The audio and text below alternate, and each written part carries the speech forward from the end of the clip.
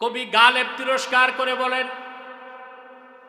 सदाकत छुप नहीं सकती है बनावट की उसूलों से के खुशबू आ नहीं सकती है कागज की फूलों से। ছাই দিয়া, মাটি দিয়া, মিথ্যা দিয়া সত্যকে ঢাকা যায় না, আর কাগজের গোলাপ থেকে সুবাস কখনো বের হয় না। তা আমরা হইছি কাগজে মুসলমান। কথা বল, আইডি কার্ডে, রেজিস্ট্রেশন খাতায়, হ্যাঁ এমনি বলবেন না। আল্লাহর হাবিব মুহাম্মদ সাল্লাল্লাহু আলাইহি ওয়াসাল্লামের নাম বরকত হিসেবে রাখতে পারা সৌভাগ্য, এইভাবে বলবেন না। রাসূলুল্লাহর শানের খেলাফ। তওবা করেন, আস্তাগফিরুল্লাহ রাব্বি মিন কুল্লি যামবি ওয়া আতুবু ইলাইহি আশহাদু আল্লা ইলাহা ইল্লাল্লাহ ওয়া আশহাদু আন্না মুহাম্মাদান আবদুহু ওয়া রাসূলুহু সাল্লাল্লাহু আলাইহি ওয়াসাল্লাম। ঠোঁট খুব সাবধান, খুব সাবধান। সম্মানিত সুধী, কথা খেয়াল করতেছেন? আমরা কাগজে মুসলমান। হাকিকত আমার বাবা আব্বা হুজুর রহমতুল্লাহ একটা ইবরত দেবার জন্য মানুষকে বলতেন। আপনারা দেখবেন নির্বাচনের আগে অনেকে বিভিন্ন মার্কা নেয়, তাই না? এখন তো মার্কা নিয়েও ঝগড়া আছে, কেউ ট্রাক, কেউ বাস, এক একজন এক এক মার্কা নিতেছে, শুধু কুত্তা মার্কা কেউ নেয় না। কিন্তু ঘোড়া মার্কা, গরু মার্কা আছে, খরগোশ মার্কাও আছে, এটা কেউ নেয় না। এটা নাও, এটা তো কেউ নেয় না, নেওয়ার জিনিস না। অনেকে শখ করে বাঘ মার্কা নেয়, দাঁড়িয়েছে বাঘ মার্কা, এ মানে ফেল করলে একটা ইজ্জত আছে। দেখ মার্কা কি ছিল? বাঘ, ফেল করছে। এখন বলুন তো, এই যে বাঘ, রয়্যাল বেঙ্গল টাইগার বাঘের ছবি পোস্টারে দিছে, এরকম 100 পোস্টার বগলি নিয়ে আপনি যদি হাঁটেন ভয় পাবেন? আর একটা অরিজিনাল রয়্যাল বেঙ্গল টাইগার যদি এসে এখানে দাঁড়ায়, হুজুর কোন দিক গেছে দেখার টাইম আছে? বগলে আছে বাঘের ছবি কাগজে, ভয় দেয়। আর ওইটা, ওটা তো আসল বাঘ। আজকে পৃথিবীতে 200 কোটি মুসলমান আমরা, কাফের মুশরিক ভয় পাচ্ছে না, কারণ হাকিকতে মুসলমান হতে পারি নাই। অথচ ইতিহাস পড়ে দেখুন, আন নুজুমুজ জাহিরা ফি মুলুকি মিসর আল কাহিরা, ইতিহাসের বই, ক্রুসেড যুদ্ধের ঘটনা এখানে পাবেন। মঙ্গলদের সময় যে মামলুকরা যুদ্ধ করছে এই ঘটনা পাবেন। চেঙ্গিস খানের মঙ্গল সাম্রাজ্য যখন মুসলিম বিশ্বকে গ্রাস করতে চাইল, ইতিহাস জানেন আপনারা? কত বড় রাজত্ব ছিল চেঙ্গিস খানের জানেন? আপনার পুরা পূর্ব ইউরোপ, দক্ষিণে কোরিয়া, এইদিকে বাগদাদ, আরেক প্রান্তে তিব্বত। কি বুঝলেন? প্রায় 2,70,00,000 বর্গ কিলোমিটার এলাকার সম্রাট ছিল সে। প্রথমে হামলা করলো খাওয়ারিজিমদের উপর, তারা পরাজিত হলো। তারপর হামলা করলো বাগদাদে, আব্বাসি খেলাফতের অবসান ঘটল। কত লক্ষ মুসলমানকে হত্যা করছে। মঙ্গলদের ভয়তে মানুষ কাঁপত। আল্লাহ তাআলা এই মঙ্গলদের শায়েস্তা করতে মামলুকদেরকে কবুল করলেন। মামলুক মানে দাস, মামলুক মানে দাস। চিন্তা করেন ঈমান কি জিনিস ভাই। মঙ্গলদের দ্বারা অত্যাচারিত হয়ে যত মানুষ মিশরে পাড়ায় গেছিল দাস হিসেবে, এদেরকে সালাউদ্দিন আইয়ুবী রহমতুল্লাহ তার উত্তরসূরিগণ সুবহানাল্লাহ শিশুকাল থেকে পড়াতে পড়াতে আলেম বানিয়েছে, মুজাহিদ বানিয়েছে, দিনদার বানাই দিয়েছে। তাদের মধ্যে একজন ছিলেন সাইফুদ্দিন কুতুজ রহমতুল্লাহ। এই সাইফুদ্দিন কুতুস আর রুকনুদ্দিন বাইবার্স সামান্য সংখ্যক মামলুক সৈন্য নিয়ে ফিলিস্তিন থেকে 150 মাইল দূরে আইনে জালুত নামক এলাকায় যুগের পর যুগ যে মঙ্গলরা শাসন করেছে, ইউরোপের খ্রিস্টানরা যাদের ভয়তে কাঁপত, আল্লামা সাইফুদ্দিন কুতুজের নেতৃত্বে আল্লাহ রাব্বুল আলামিন আইনে জালুতে মঙ্গল কাফেরদের নাম ও নিশানাকে মরুভূমির বালুর সাথে মিশাই দিয়েছে। তারপর থেকে নুরুদ্দিন জিনকি, সালাউদ্দিন আইয়ুবী, সাইফুদ্দিন কুতুস আর রুকনুদ্দিন বাইবার্সের নাম শুনলে ইউরোপে আমেরিকায় কাফের মুশরিকদের পূর্বপুরুষরা ভয়তে ঘুমায় যেত। শিশুরা যখন ঘুমাইতো না, মা ভয় দেখাইতো। কি দেখাইতো? সালাউদ্দিনের বাহিনী আসতেছে, সাইফুদ্দিন কুতুজের বাহিনী আসতেছে। এটা রেওয়াজ হয়ে গেছিল ইউরোপ আমেরিকায়। পশ্চিমারা সন্তানদেরকে এই কথা বললে ভয়তো ওরা ঘুমায় যেত। মামলুক যারা ছিল দাস, ঈমান আর এলেমের বিশেষণে বিশেষিত হয়ে কিরকম লৌহ মানব, আয়রন ম্যান, সুপারম্যান হয়ে গেছিল, যে অল্প সংখ্যক মানুষের সামনে মঙ্গল ঝড় মরুভূমির বালির সাথে মিশে গেছে। সুবহানাল্লাহ। আমরা কি হইতে পারছি? তার কারণ কি? আমরা আল্লাহ তার রসুলকে জীবনের চেয়ে বেশি ভালোবাসতে পারি নাই। শুধু দাবি করি আমি আশেক, আমি সুন্নি। ঠিক না? আমার ভাইয়েরা, সাহাবায়ে কেরাম আল্লাহর হাবিবকে কি রকম ভালোবাসতেন সিরাতের কিতাব সাক্ষ্য দেয়। উহুদ যুদ্ধে আল্লাহর হাবিব সাল্লাল্লাহু আলাইহি সাল্লাম আহত হলেন। মদিনা মুনাওয়ারায় খবর পৌঁছল আল্লাহর হাবিব শহীদ হয়ে গেছেন। মদিনা মুনাওয়ারার একজন সাহাবিয়া বৃদ্ধা মহিলা মসজিদ নববীর পাশ থেকে উহুদ ময়দানের দিকে দৌড় দিলেন। আপনারা যারা হজ করছেন, মদিনা মুনাওয়ারা গিয়েছেন, মসজিদ নববী সাল্লাল্লাহু আলাইহি সাল্লামের 21 নম্বর গেট আগে যেটা ছিল, এখানে দাঁড়ালে উহুদ পাহাড় দেখা, কিন্তু দূরত্ব হচ্ছে 4 মাইল। কত মাইল? মহিলা দৌড় দিচ্ছে। কিছু দূর যাওয়ার পর একটি কাফেলা ফেরত আসছে। বললো কোথায় যাও? বলে উহুদ যাই। বলে লাভ নাই, কদ উস্তুশহিদা আবুকে, আমরা দেখছি তোমার বাবা শহীদ হয়ে গেছে। আশেকা সাহাবিয়া বললেন বাবার খবর নিতে যাই না, বলো আল্লাহর রাসূল কেমন আছে।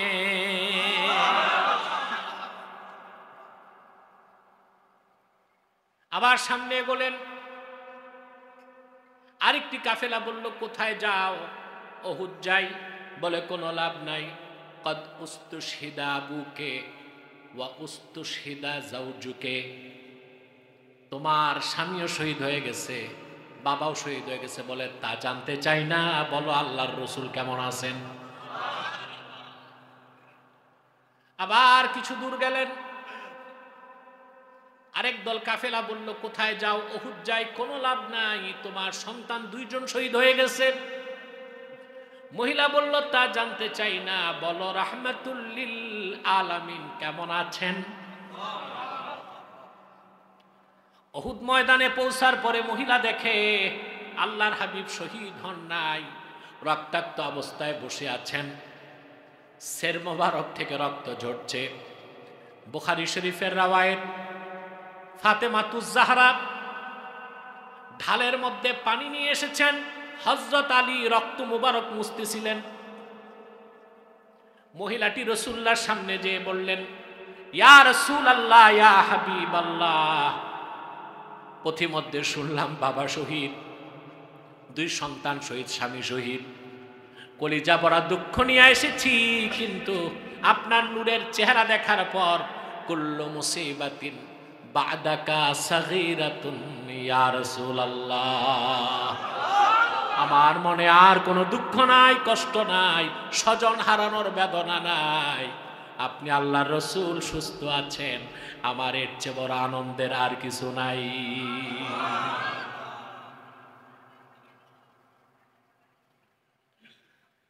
রসুল করিম সাল্লাল্লাহু আলাইহি ওয়াসাল্লামের জলিলুল কদর সাহাবী ছিলেন হযরতে হানজালা।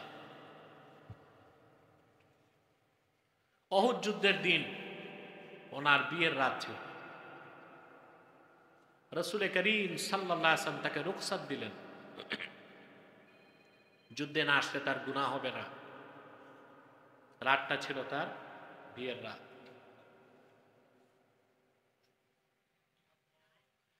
হযরতে হানজালা নববধূ নিয়ে পুষ্পসজ্জায় শুয়ে আছেন। কে যেন তার কানে খবর দিল আল্লাহর হাবিব দুনিয়াতে নাই।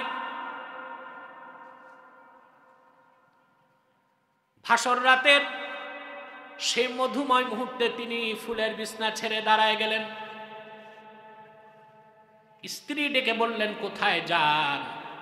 হানজালা বললেন, আল্লাহর হাবিব মুহাম্মদ সাল্লাল্লাহু আলাইহি সাল্লাম শহীদ হয়ে গেছেন শোনার পরে হানজালার এক মুহূর্ত ফুলের বিছানায় থাকতে পারে না।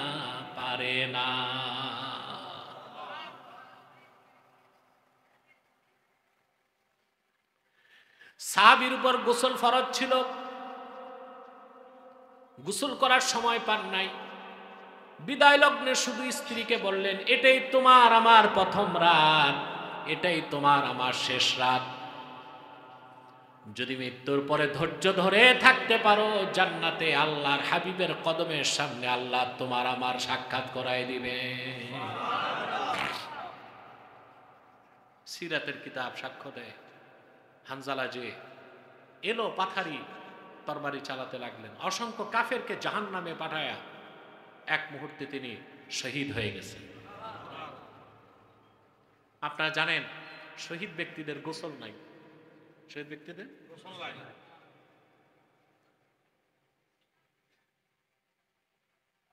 আল্লাহর হাবিব সাল্লাল্লাহু আলাইহি ওয়াসাল্লাম সাহাবায়ে কেরামকে বললেন, উহুদে যারা শহীদ হয়েছে একই কবরে কয়েকজনকে দাফন দাও, কারো তো গোসল লাগবে না। এমন সময় হানজালার নববধূ দৌড়ে এসে বলতে লাগলেন, আমার হানজালা কই? সাহাবায়ে কেরাম বললেন, কেন? বলল, কানা জুনুবান ফিল লাইল, রাতে তিনি জুনুব ছিলেন। কি ছিলেন? তার মানে নাপাক ছিল, এটা বলা যাবে?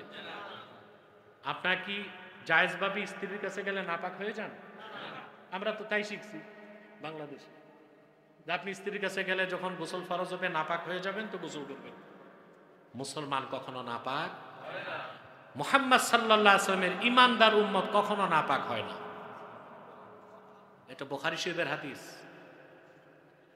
আল্লাহর হাবিব ইরশাদ করেছেন, সুবহানাল্লাহ, ইন্নাল মুমিনা লা ইয়ানজুসু হাইয়ান ওয়ালা মাইয়াতা।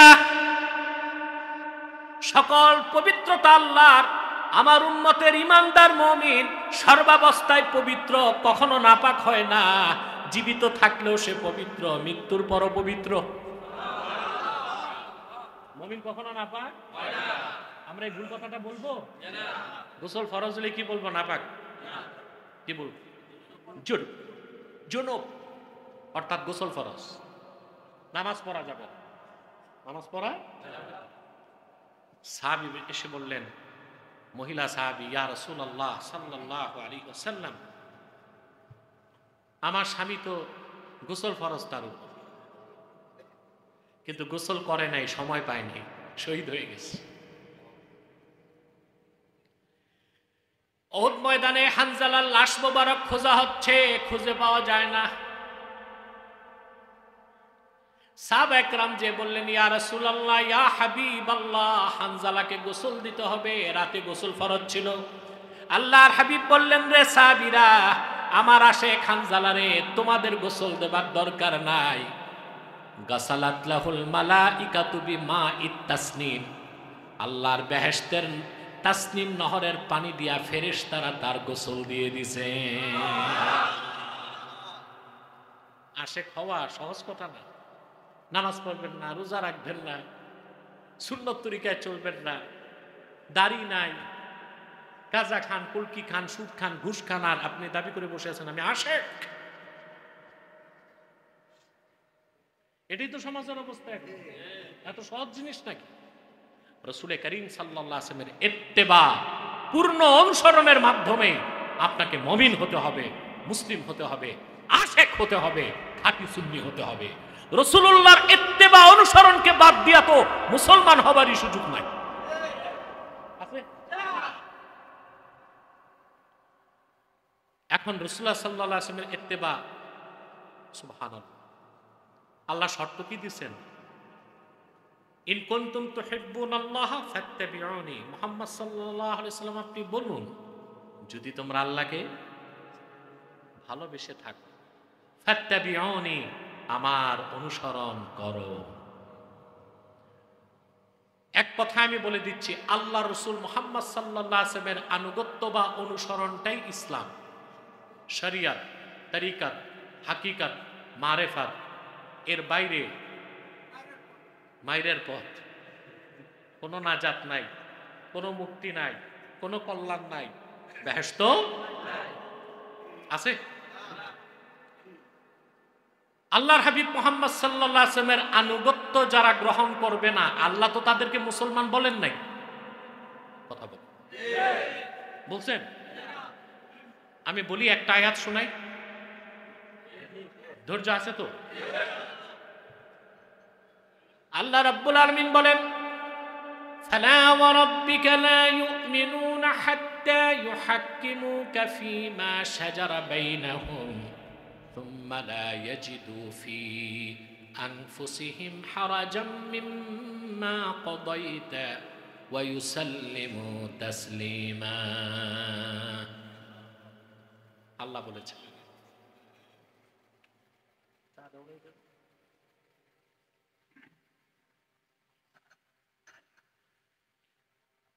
এই ছেলে, এই বসো। দোষ ওদের না। বাংলাদেশে 3 শ্রেণীর শ্রোতা আছে।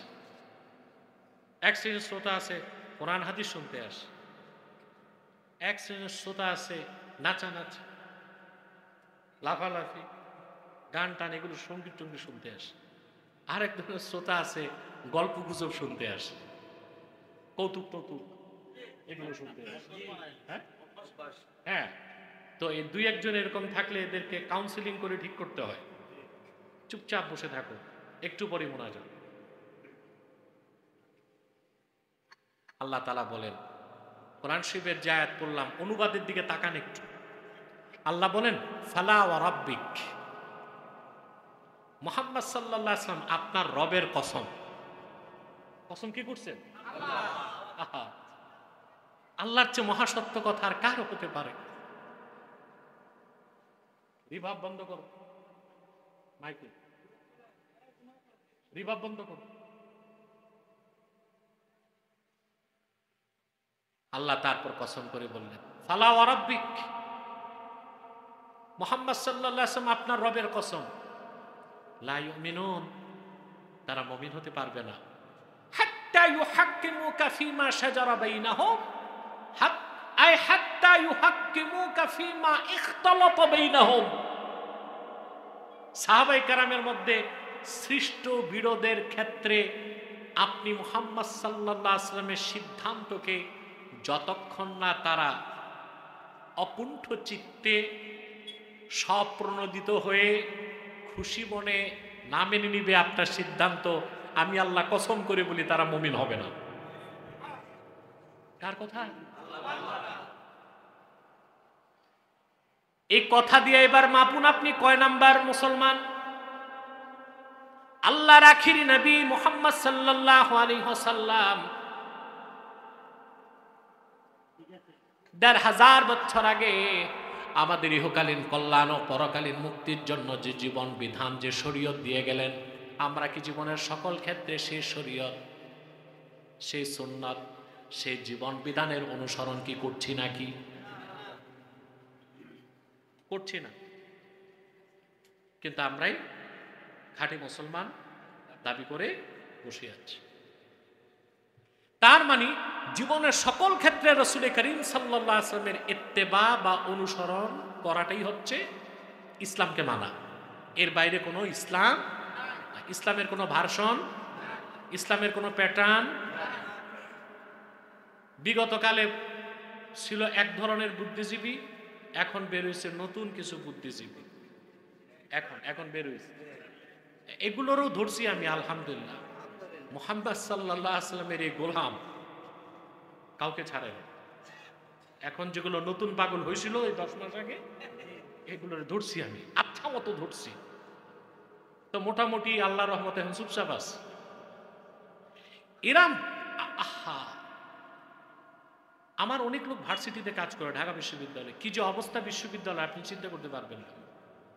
এই স্টাডি রুমগুলোতে এই কথিত বুদ্ধিজীবীরা ছাত্রদেরকে পাঠ চক্রে বসাতো। কিসে? পাঠ চক্রে বসায়। তাদের কাজই ছিল আমার গ্রাম অঞ্চল থেকে যুবক ভাই যারা কলেজ পাশ করে ভার্সিটিতে ঢুকতো ইমানের দৌলত নিয়া, পাঠ চক্রের পর ইমান হারা হয়ে, মস্তিষ্ক বিষাক্ত হয়ে, এগুলো কেউ নাস্তিক হয়েছে, কেউ ব্লগার হয়েছে, কেউ পশ্চিমা দর্শনে বিশ্বাসী হয়েছে, কেউ গণতন্ত্র পূজারী হয়েছে, আর কেউ হয়েছে একেবারে জিন্দিক নাস্তিক। স্টাডি রুমে এগুলো পাঠ চক্রে বসায় বসায় নষ্ট করছে মাথা। এই বুদ্ধিজীবীরা বলে যে ইসলামের প্যাটার্ন আছে, নাউজুবিল্লাহ বলবেন, বলে একটা হচ্ছে রেডিক্যাল ইসলাম, আরেকটা হচ্ছে পলিটিক্যাল ইসলাম, আরেকটা হচ্ছে সুফিবাদী ইসলাম।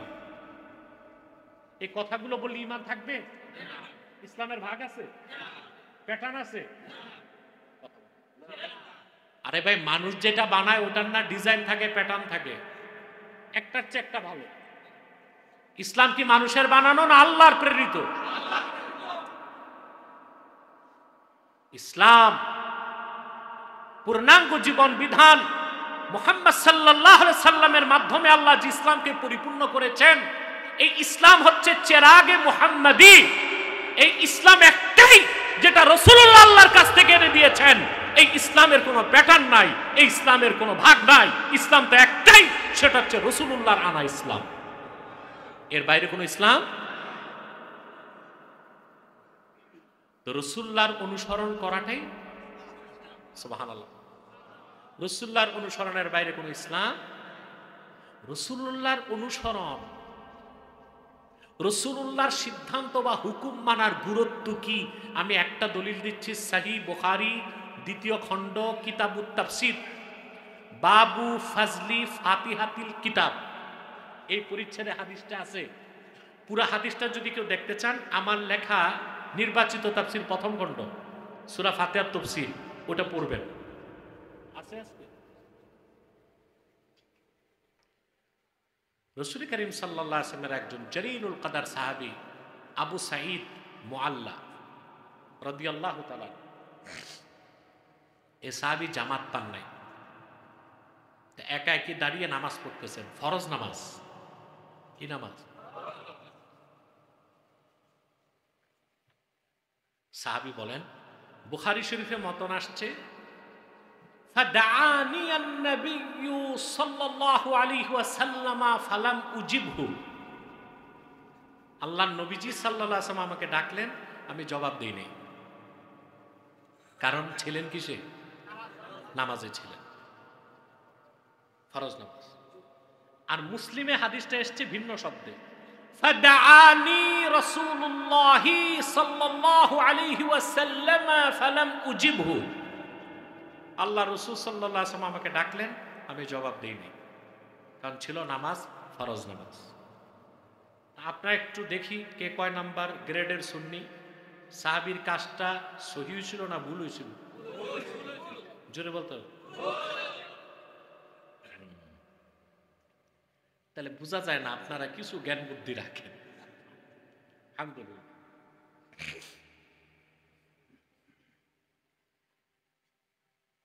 সাধারণ কোন মানুষকে যদি ডাকে নামাজে, ফরজ নামাজ ছেড়ে আসা, তবে রাদ্দুল মুহতার ফাতাওয়া শামিত ইবনে আবিদিন শামি লিখেছেন, নফল নামাজে যদি স্ত্রী দাঁড়ায়, স্বামী যদি ডাকে, জায়েজ হচ্ছে নফল নামাজ ছেড়ে স্বামীর ডাকে, তবে অবশ্যই তাকে নফলটা আবার পড়তে হবে, কিন্তু জবাব দেওয়ার অনুমতি। এর থেকে কি বোঝা যায় না যে স্বামীর মর্যাদা কত বেশি স্ত্রীর কাছে? আছে আপনাদের সমাজে এগুলো? এখন সব নষ্ট হয়ে যাচ্ছে। মহিলাদের অভ্যাস আপনারা নষ্ট করছেন। আমাদের তো শপিং মল বা মার্কেটে যাওয়ার সুযোগ নাই, এই সুযোগ পাই না, বেশি দরকার হলে যেতে হয়। কিন্তু আসার পথে বিভিন্ন বাজার টাজার দেখি কি অবস্থা, মহিলা ফিটফাট গেট আপ আগে আগে হাঁটতেছে, আর তার ভদ্র স্বামী তার ভ্যানিটি ব্যাগ নিয়ে পিছিয়ে পিছিয়ে হাঁটতেছে।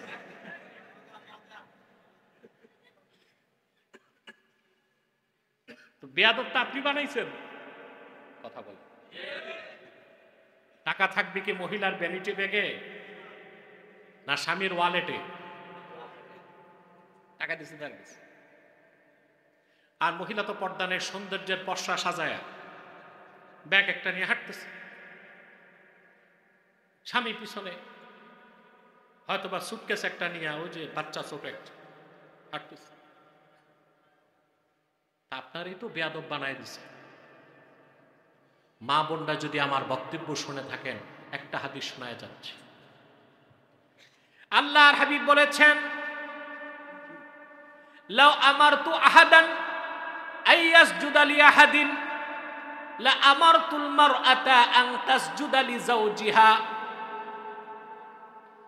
যদি আমি মানুষকে মানুষের জন্য সেজদা করার বৈধতা দিতাম, আমি আমার উম্মতের নারীদের উপর ওয়াজিব করে দিতাম তারা যেন স্বামীর পায়ে সেজদা করে।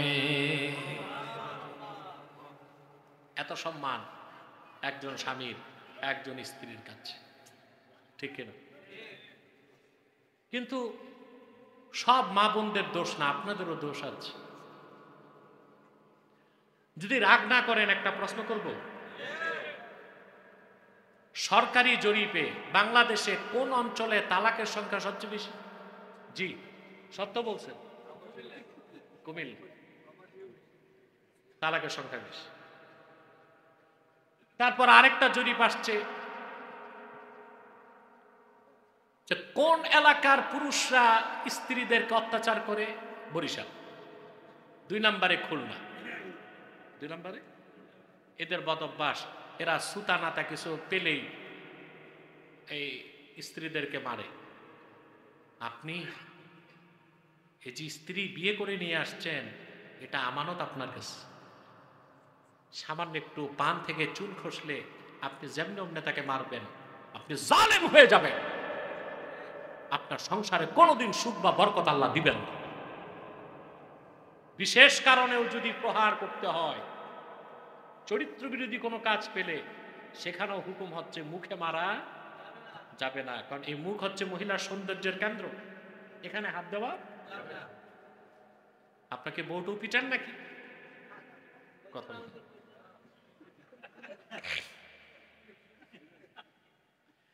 আল্লাহর হাবিব ইরশাদ করেছেন, মা আকরামান নিসা ইল্লা কারীম ওয়া মা আহানাহা ইল্লা লাঈন। আমার উম্মতের মধ্যে যারা পরামর্শহীনচু, উন্নত চরিত্রের ধারক, তারা স্ত্রীদেরকে সম্মান করে, আর নিন্দিত কমিনা দুশ্চরিত্রের লোক স্ত্রীদেরকে অপমান করে। মনে থাকবে এটা? দুই দিকেই বললাম।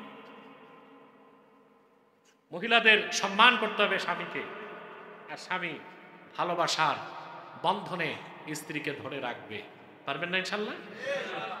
যতটুকু মা বোন নষ্ট হয়েছে, কালচার খারাপ, আর আপনাদের কিছু দোষ আছে। আপনারা প্রবাসী বেশি, ঠিক না? কুমিল্লায় তালাক বেশি কেন? প্রবাসী বেশি। তো দেখা যায় বিয়ে করে 3 দিন পর গেছে সিঙ্গাপুর, 7 বছর আর আসে না। কথা বলে স্ত্রীকে পাঠায় দিছে একটা আইফোন স্মার্ট, ওখানে ফেসবুক আছে, সব আছে। একটা যুবতী মেয়েকে একটা স্মার্টফোন দিয়ে দেওয়া, কয়েকটা শয়তান তার সাথে নিয়োজিত করা, এক কথা। তারপর ব্যাংকের অ্যাকাউন্ট মায়ের নামেও না, নিজের নামেও না, এটা বউয়ের নামে। আর বউ থাকে ফ্ল্যাট নিয়ে কুমিল্লা শহরে, মায়ের কাছেও না, শাশুড়ির কাছেও না।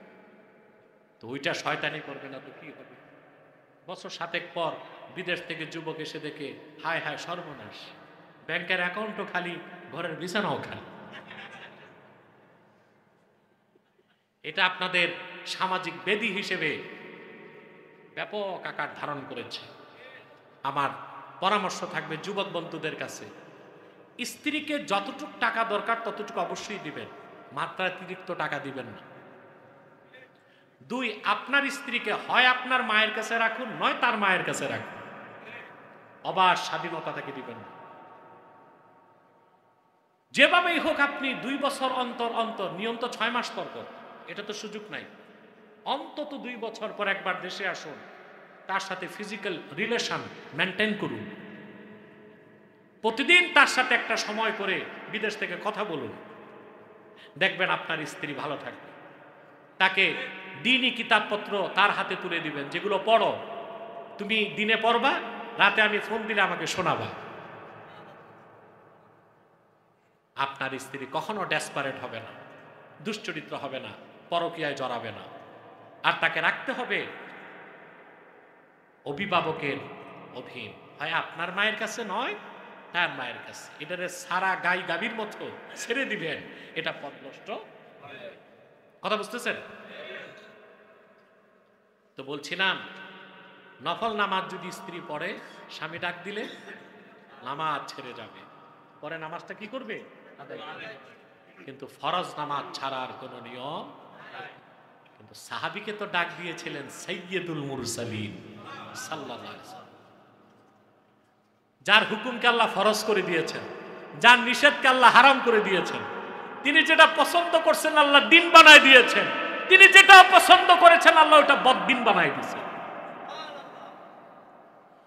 নামাজ শেষ, সাহাবী দৌড়ে এসে বললেন, লাব্বাইকা ওয়া সাদাইকা ইয়া রাসূলুল্লাহ, ইয়া রাসূলুল্লাহ, আমি হাজির আপনার খেদমতে।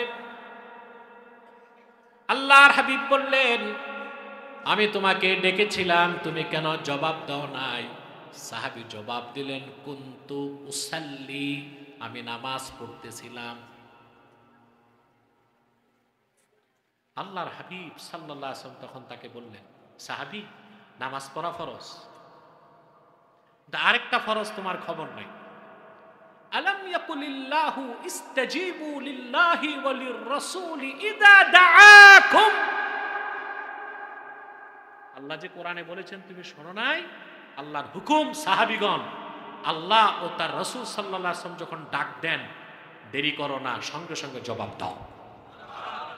আল্লাহর হাবিব সাহাবীকে শিখাই দিলেন, তোমার নামাজ ছিল ফরজ, নামাজ ছেড়ে আমার ডাকের জবাব দেওয়া ছিল নামাজের চেয়ে বড় ফরজ। সুবহানাল্লাহ। বুখারী শরীফের একটা প্রসিদ্ধ ব্যাখ্যা গ্রন্থ হচ্ছে তাইসিরুল বারী, শারহু সহিহুল বুখারী। সেখানে এসেছে ১৫০০ বছর আগে রাসূলুল্লাহ সাল্লাল্লাহু আলাইহি সাল্লাম কোন নামাজরত সাহাবীকে ডাকলে নামাজ ছেড়ে রাসূলুল্লাহর ডাকে জবাব দেওয়া তার উপর ফরজ ছিল, এতে কোনো ইখতিলাফ নাই। পরে নামাজটা আদায় করতে হবে কিনা এটা নিয়ে মতভেদ ছিল। সুবহানাল্লাহ।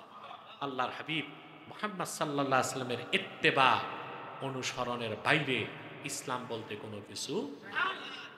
এখন ভাইরা 1 ঘন্টা তো হয়ে গেছে, এখন আমরা টিচিং কি নিব, শিখব কি? একটা শিক্ষা নিয়ে যেতে হবে। যেটাও ঠিক মতো কোন ঘুমাচ্ছেন? কে কে হাত উঠান? ঘুমা।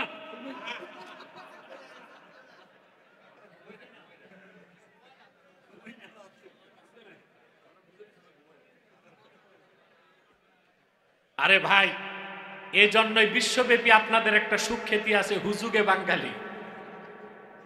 পূজার আগে হাত তুলে, পূজার আগে হাত তুলে বসে থাকে, আগে বুঝবেন তারপর হাত উঠাবেন। আর কয়েক মিনিট। এখন আল্লাহ রাসূল সাল্লাল্লাহু আলাইহি ওয়াসাল্লামের ইত্তেবা বা অনুসরণ কিভাবে করব? প্রশ্ন আসেন। এক কথায় জবাব হলো, আল্লাহর আখিরি নবী নবীজি মুহাম্মদ মুস্তাফা সাল্লাল্লাহু আলাইহি ওয়াসাল্লাম আজ থেকে ১৫০০ বছর আগে ইহকালীন কল্যাণ এবং পরকালীন মুক্তির জন্য যে আদর্শ রেখে গিয়েছেন, যে সুন্নত রেখে গিয়েছেন, জীবনের সকল ক্ষেত্রে সেই আদর্শের সেই সুন্নতের অনুসরণটাই আল্লাহর রসুলের অনুসরণ, আর আল্লাহর রসুলের আনুগত্যটাই আল্লাহর আনুগত্য। বলেন সুবহানাল্লাহ।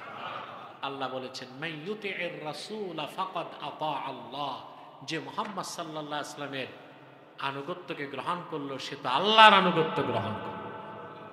সুবহানাল্লাহ। তাহলে সবকটা কি? সবক হচ্ছে আল্লাহর হাবিব মুহাম্মদ সাল্লাল্লাহু আলাইহি ওয়াসাল্লামের ভালোবাসা। আল্লাহর ভালোবাসা যতক্ষণ পর্যন্ত অন্তরে জীবনের চেয়ে বেশি না হবে ততক্ষণ পর্যন্ত মুসলমান হওয়ার সুযোগ নাই।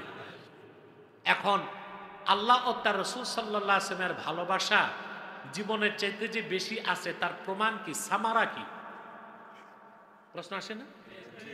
সামারা হচ্ছে ইন্না সামারাতা ইতাআত মাহাব্বাতিল্লাহি আযজা ওয়া জাল্লা ইমতিসালু আওয়ামিরিহি ওয়া তারকু মা নাহা আনহু। আল্লাহকে জীবনের চাইতে বেশি ভালোবাসি এটার প্রমাণ দিতে হবে আল্লাহর হুকুমগুলো মানার দ্বারা, নিষেধগুলো ছাড়ার দ্বারা।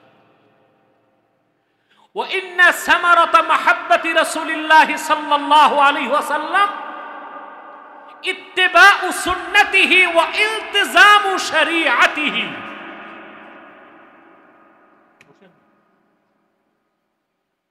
আল্লাহর হাবিব মুহাম্মদ সাল্লাল্লাহু আলাইহি ওয়াসাল্লামকে জীবনের চেয়ে বেশি ভালোবাসি এই কথার প্রমাণ কি? প্রমাণ দিতে হবে যে সকল ক্ষেত্রে আল্লাহর হাবিবের সুন্নত মানতে হবে, ওনার শরীয়তকে দাঁত দিয়া কামড়ায় ধরতে হবে।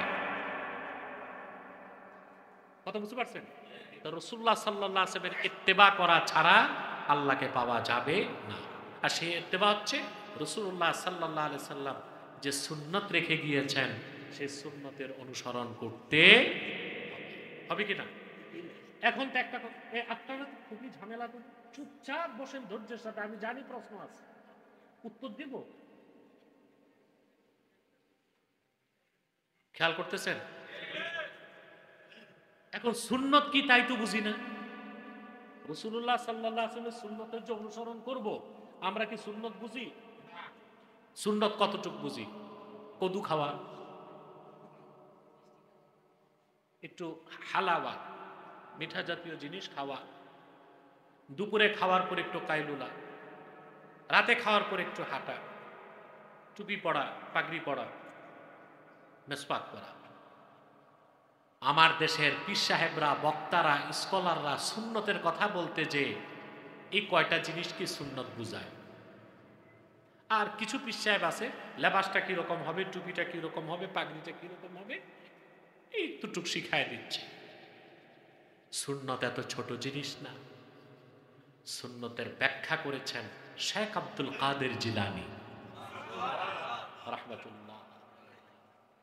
দেখবেন আমাদের দেশে অনেক পীর সাহেব বা আলেম নামের পরে লেখে আল কাদরি, কিন্তু এদের কয়জন যে গাউস পাকের বুনিয়াতুত তালিবিন পড়ছে আমার সন্দেহ আছে। গাউস পাকের লেখা বিখ্যাত কিতাব বুনিয়াতুত তালিবিন, সেখানে তিনি সুন্নতের ব্যাখ্যা দিয়েছেন। গাউস পাক আব্দুল কাদের জিলানী, আম্মা সুন্নাতু ফাহিয়া মা সান্না রাসূলুল্লাহ সাল্লাল্লাহু আলাইহি ওয়াসাল্লাম। আল্লাহর রাসূল নূর নবীজি মুহাম্মদ সাল্লাল্লাহু আলাইহি ওয়াসাল্লাম ১৫০০ বছর আগে মানব জাতির ইহকালীন কল্যাণ পরকালীন মুক্তির জন্য নীতি নির্ধারণ করে দিয়েছেন, যেটাকে ওই নীতির নাম সুন্নতে নববী। ওই নীতির নাম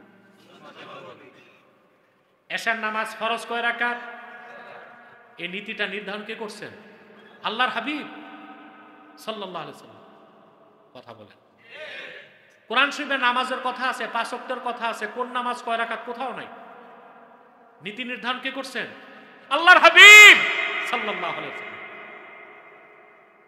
শুধু নামাজের ক্ষেত্রে আপনার ব্যক্তি জীবন, সমাজ জীবন, রাষ্ট্র জীবন, সংসার জীবন, অর্থনৈতিক জীবন, পারিবারিক জীবন, শিক্ষা জীবন, ইবাদত বন্দেগী, মুআমালা, মুআশারা, চলন বলন, উঠা বসা, শিক্ষা সংস্কৃতি, সকল ক্ষেত্রে আপনার নীতি কি হবে আল্লাহর হাবিব তার ১৫০০ বছর আগে নির্ধারণ করে দিয়েছেন। রাসূলুল্লাহর দেখানো সেই নীতি আর সেই রীতির নাম হচ্ছে সুন্নতে নববী। এইভাবে কি সুন্নত মানেন? বিশ্বাসিত করেন না, বিশ্বাসিত করেন না। আচ্ছা বলেন তো ভাই, রাগ যদি না করেন আমি একটু বুঝাই। নীতি হিসেবে সুন্নতকে পুরাপুরি বিশ্বাস করলে আপনি মুসলমান। একটা সুন্নতকে কেউ যদি, একটা সুন্নত, সব সুন্নত না, একটা সুন্নতকে কেউ যদি অস্বীকার করে সে কাফের। এটা ইজমা। قد اتفق العلماء من أهل السنة والجماعة أن من أهان أو جحد سنة من سنن رسول الله صلى الله عليه وسلم قد ثبتت سنيتها بدليل قطعي فهو كافر। সমস্ত উম্মত একমত। এই যে একটা বাংলাদেশে দেখবেন ভণ্ড মৌলবীরা বলে আব্বাসী কথায় কথায় কাফের বলে। এখন মানুষ আবার আমাকে মাপটাপ চাইছে, অনেক বলছে যে না আপনি ঠিকই বলেন, আপনি বিসমিল্লাহ লেখা হাতে রাখেন। আরে ভাই একটা কথাই ভালো করে শুনুন, রোগী ক্যান্সার হওয়ার পর ডাক্তারের কাছে গেলে ডাক্তার পরীক্ষা নিরীক্ষা করে কি বলে? ক্যান্সার হয়েছে। নাকি ডাক্তার বলার কারণে ক্যান্সার হয়? তা আমি বলার কারণে ওরা কাফের হয় না ওরা কাফের হয়েছে বলে আমি বলি? আমি তো ডাক্তার, আমি চিকিৎসক, ঠিক কিনা? প্রিয় ভাইরা খুব মনোযোগ দিয়া খেয়াল করেন, সমস্ত উম্মতের ওলামা একমত আল্লাহর হাবিব মুহাম্মদ সাল্লাল্লাহু আলাইহি সাল্লামের একটি সুন্নত যা অকাট্য দলিলে সুন্নত প্রমাণিত, এমন একটা সুন্নতকে যে অবমাননা করবে, অস্বীকার করবে, সে কাফের। সে কি? এবার আমি আপনাদেরকে ফাতোয়ার কিতাব থেকে একটা ছোট্ট দৃষ্টান্ত দিচ্ছি। ইমাম আবু ইউসুফ নাম শুনছেন? একে মসজিদের ইমাম সাহেব, মাযহাবের ইমাম, ইমাম আযম আবু হানিফা রাহমাতুল্লাহ প্রধান ছাত্র। আবু ইউসুফ, আরেকজন ইমাম মুহাম্মদ, আরেকজন ইমাম জুফর, প্রখ্যাত ছাত্র ওনারা। বাদশাহ হারুনুর রশিদের সময় এই আবু ইউসুফ ছিলেন আব্বাসী খেলাফত যখন অর্ধেক পৃথিবী শাসন করত, তিনি ছিলেন চিফ জাস্টিস কাজীউল কুযাত। কোরআন সুন্নাহর আইনে আদালত চলত। সুবহানাল্লাহ। আমরা ওই স্বপ্ন বাংলাদেশে দেখি, কিন্তু আমাদের ঐক্যবদ্ধ হতে হবে, রুচি বদলাতে হতে হবে, মানসিকতা ঠিক করতে হবে, ঠিক কিনা? এই স্বপ্ন দেখেন না? মাসালা মনে রাখবেন, ইসলামী রাজনীতি পূর্ণাঙ্গ ইসলাম না, পূর্ণাঙ্গ ইসলামের অংশ। তরিকত তাসাউফ পূর্ণাঙ্গ ইসলাম না, পূর্ণাঙ্গ ইসলামের অংশ। জিহাদ পূর্ণাঙ্গ ইসলাম না, পূর্ণাঙ্গ ইসলামের অংশ। এই ক্ষেত্রে ওলামায়ে কেরাম একমত, সিয়াসাতুল ইসলামিয়া জুজউল ইসলাম আল্লাযী লা ইয়াতাজাজ্জাউ। ইসলামী রাজনীতি পূর্ণাঙ্গ ইসলামের অংশ, এটাকে অস্বীকার করার সুযোগ নাই। তবে সেটা হতে হবে খোলাফায়ে রাশিদিনের পদ্ধতিতে। আল্লাহ কবুল করুন। যেটা স্বপ্ন আমি দেখি, যেটার মিশন আমার, যেটার প্রচার আমি করি, হতে পারে আমার মৃত্যু হবে আমি দেখব না, পরবর্তী প্রজন্ম দেখবে। আল্লাহর হুকুম কি? অধিক প্রাপ্তি, নগদ প্রাপ্তি। অধিক প্রাপ্তি, নগদ প্রাপ্তি মুমিনের কাজ। আমরা বাঙালি নগদে বিশ্বাসী, কি আছে দেন, দিয়ালাম। আর কোয়ান্টিটি দেখি, কোয়ালিটি দেখি না। তা আমি যে মিশন এই খেলাফার পক্ষে, হতে পারে আমি দেখব না, কিন্তু পরবর্তী প্রজন্ম হয়তো বা তা দেখবে। কিন্তু আমার ন্যারেটিভ, আমার বয়ান, এটা চলবে। কেউ মানো আর কেউ। কথা খেয়াল করতেছেন? আবু ইউসুফ বিচার করতেছেন, তো বিচার করতে করতে শরিয়া আদালত তো কথা প্রসঙ্গে তিনি বলেছেন ইন্না রাসূলুল্লাহি সাল্লাল্লাহু আলাইহি ওয়াসাল্লাম কানা ইউহিব্বুদ দুব্বা ফাআনা উহিব্বুদ দুব্বা ফাকালা রাজুলুন লা উহিব্বুদ দুব্বা। আবু ইউসুফ বললেন, আল্লাহ রাসূল সাল্লাল্লাহু আলাইহি সাল্লাম লাউ পছন্দ করতেন, আমিও পছন্দ করি, আমিও করি লাউ। লাউ আপনারা? আমি পছন্দ করি সুন্নত হিসেবে, ঠিক না? কিন্তু আপনারা লাউ খাওয়ার নিয়ম জানেন না। এটা কি চিংড়ি মাছ, লেংড়ি মাছ, শুটকি দিয়ে নষ্ট করেন? লাউ খাওয়ার সুন্নত গোশত দিয়ে। কি দিয়ে? পুরাপুরি সুন্নতের সওয়াব পেতে হলে লাউ খাবেন কি দিয়ে? এতে মজাও লাগে, আর অল্প পরিমাণ গোশত ওই লাউ দেবার কারণে অধিক মানুষ খাইতে পারে। এখন থেকে লাউ খাবেন না? শুটকি দিয়া? কি দিয়ে? গোশত দিয়া। আরে ভাই, কোরবানিতে তো গোশত পান, সমস্যা কি? প্রিয় ভাইগণ, কষ্ট হয়ে যাচ্ছে? ফট করে এক যুবক আবু ইউসুফের সামনে বলল, লা উহিব্বুদ দুব্বা, আমি লাউ পছন্দ করি না। লাউ খাওয়া হারাম তাও বলে নাই, লাউ খাওয়া ভালো না তাও বলে নাই, লাউ খাওয়া যাবে না তাও বলে নাই, ব্যক্তিগতভাবে বলছে আমি লাউ পছন্দ করি না। রাসূলুল্লাহ সাল্লাল্লাহু আলাইহি সাল্লাম লাউ পছন্দ করতেন, এটা শোনার পর যে বলছে আমি লাউ পছন্দ করি না, ও মুসলমান থাকতে পারে না। ফাআমারাল ইমামু বিকাতলিহি ফাতাবার রাজুলু ফাওরা। ফাতোয়ার কিতাব সাক্ষী। ইমাম আবু ইউসুফ বললেন, সে মুরতাদ, কাফের হয়ে গেছে, মৃত্যুদণ্ড দাও। তৎক্ষণাৎ যুবকটি তওবা করলো, তিনি ছেড়ে দিলেন।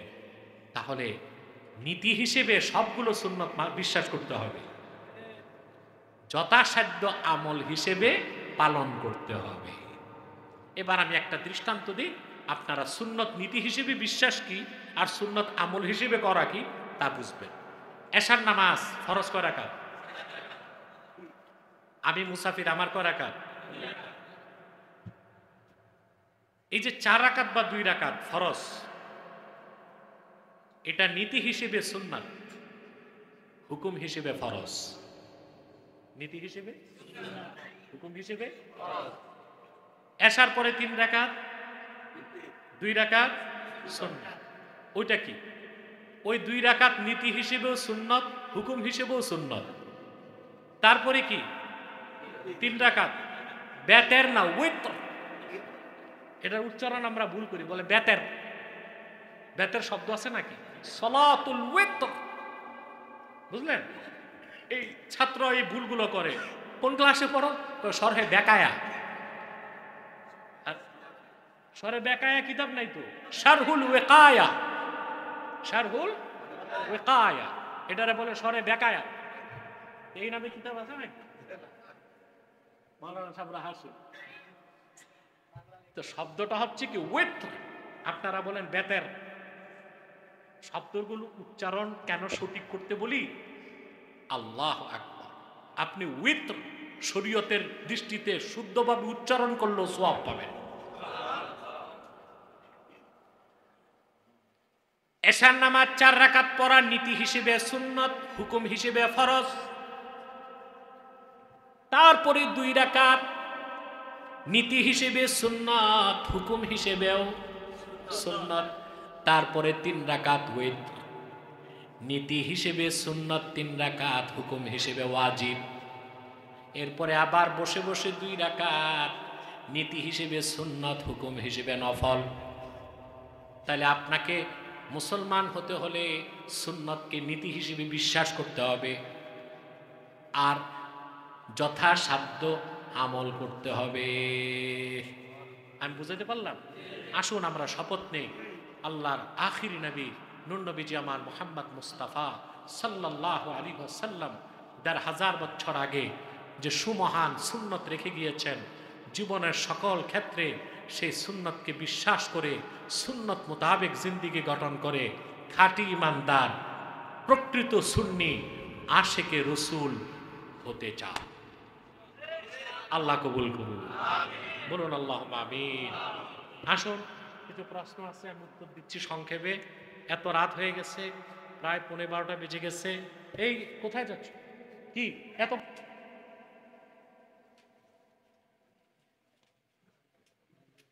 সামনে এসে তো?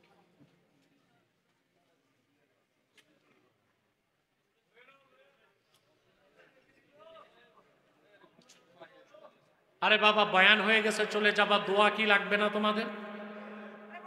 বইও বইও বইও, বসো।